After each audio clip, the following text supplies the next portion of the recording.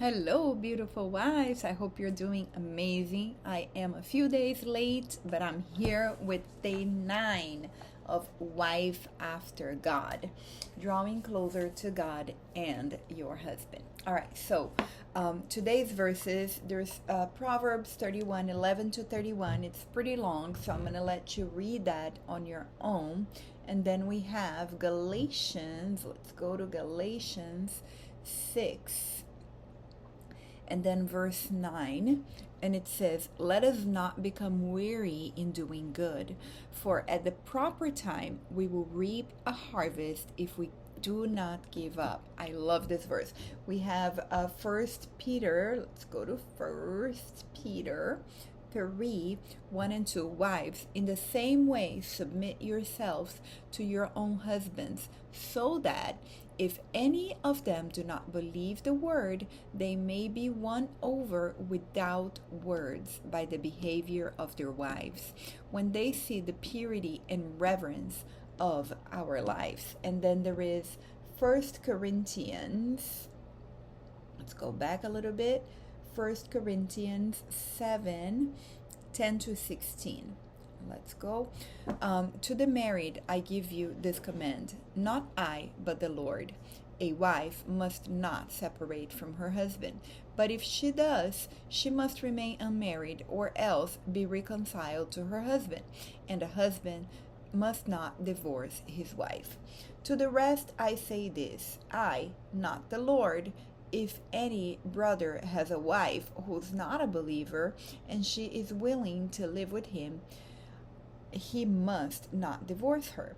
And if a woman has a husband who's not a believer and he is willing to live with her, she must not divorce him. For the unbelieving husband has been sanctified through his wife, and the unbelieving wife has been sanctified by her believing husband. Otherwise, your children would be unclean, but as it is, they are holy. But if the unbeliever leaves, let it be so. The brother or the sister is not bound in such circumstance. God has called us to live in peace. How do you know, wife, whether you will save your husband? Or how do you know, husband, whether you will save your wife? All right, so in this chapter, she's talking, this devotional, she's talking about a woman who had a husband that was not saved, and apparently she prayed for her husband and cried for her husband, and he didn't come to Christ until the last week of his life, and I can't relate a little bit to this, obviously not to the point that, he accepted Jesus before he died. Thank you, Jesus, that's not the case. But when I first met Omer, I was not a believer yet, and he was an atheist, and I didn't even know about it because, because I was not a believer. I've always believed, but I wasn't like a follower of Jesus, and so because I wasn't a believer, that was not a topic for us that we talked about, so I didn't even realize that he was an atheist until the time came where I became a believer, and we had some really tough times, we had some really great struggles because of it, because when I said yes to Jesus, I'm pretty radical. So my yes is wholeheartedly. I'm all in. There is no going back. So anyways, so we had some troubles, because obviously that changed the way that I behaved and the way that I did life. But ultimately, I chose to pray and fast for him and not allow what had changed in my life, because obviously I did things before that I no longer did once I became a believer, right? And like I was a different person, not water and wine, completely different. And it was that change for the better that convinced him that that was a good thing for me, you know.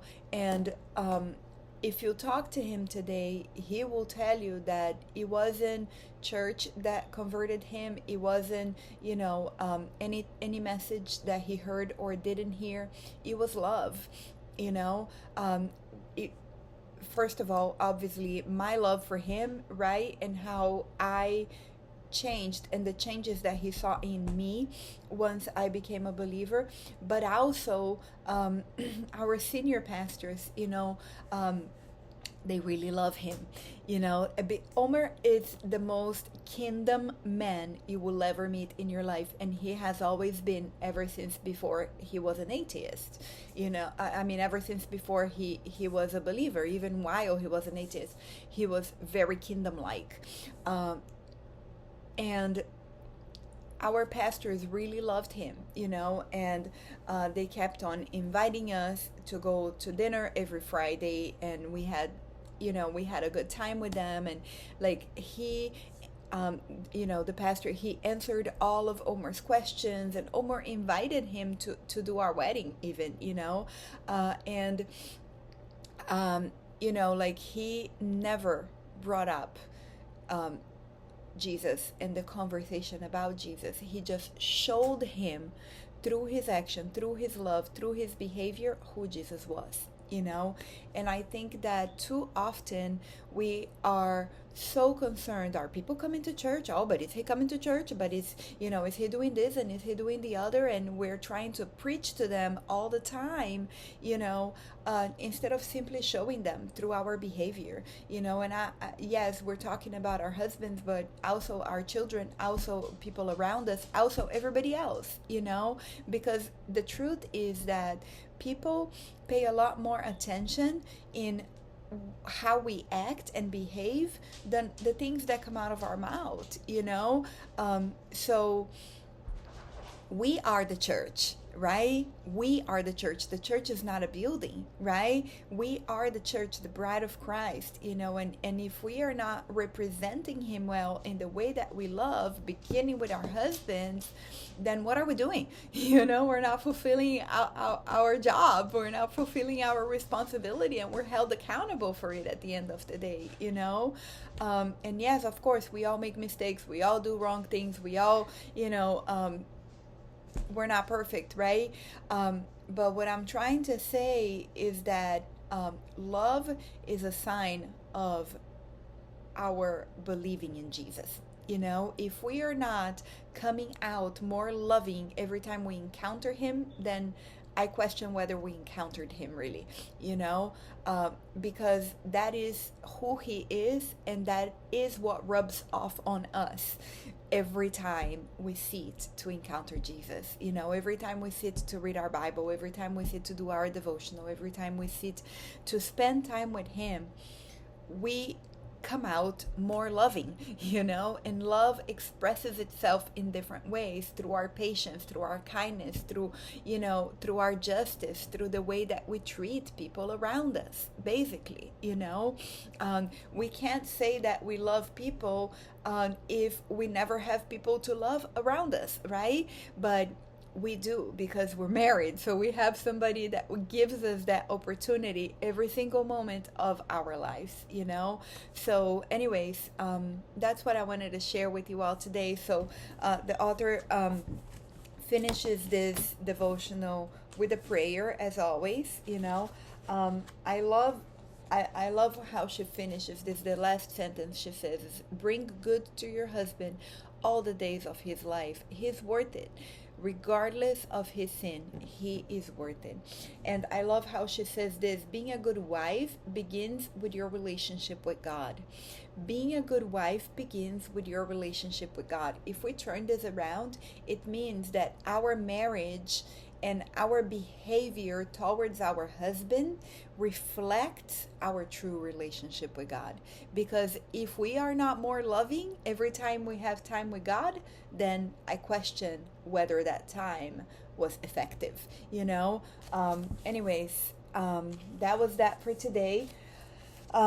She has a prayer and then the challenge: find one specific way to put your husband's needs above your own today. And then there are journaling questions. Number 1, what motivates you to treat your husband good? Number 2, what keeps you from treating your husband good? Number 3, do you believe your husband's salvation is the most important thing? And obviously, this is assuming that our husbands aren't saved. And some of our husbands are, some of them are not. Some of them are, walking very closely to the Lord and having a great time. Some of them have stepped away a little bit, regardless of it, do we believe that their salvation, that our love towards them reflect our relationship with God, and do we believe their salvation is worth it and the most important thing, right? So anyways, I love this devotional today, and I'll be back for tomorrow since we are a little bit late. I love you all.